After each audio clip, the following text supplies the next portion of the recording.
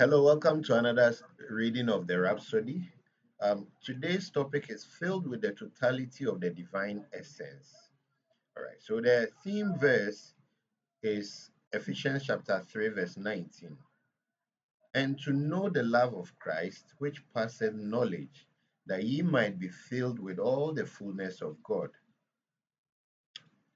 Pastor continues to say, to be filled with the fullness of God means to be filled with the totality of the divine essence, which his very being. That's Colossians chapter 1, verse 27 says, Christ in you, the hope of glory. This is what it means. It leaves no room for ambiguity. We are replete with God. We are associates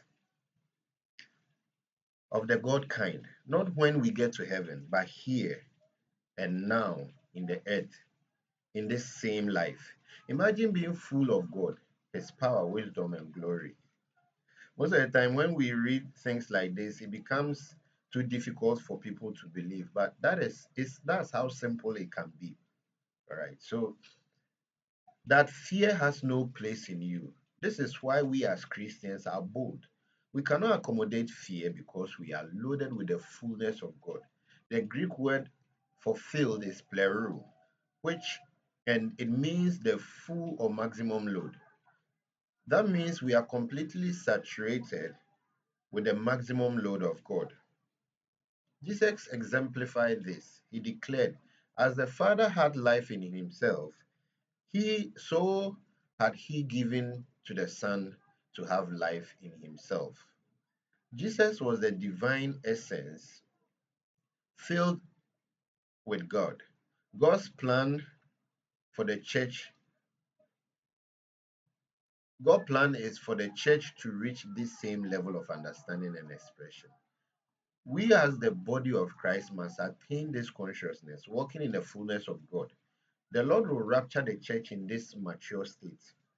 We will depart this world in a consciousness of divine connection. This is not about an escape from the world due to fear or despair, but a victorious departure from the world due to fear and despair. Having exercised the powers of heaven on earth, the Lord is coming for a glorious church without spot or wrinkle, one that has fully embraced and is demonstrating his divine life. So rise to the understanding and live with this consciousness. God is waiting for us to demonstrate what he has accomplished in us through Christ Jesus. Hallelujah.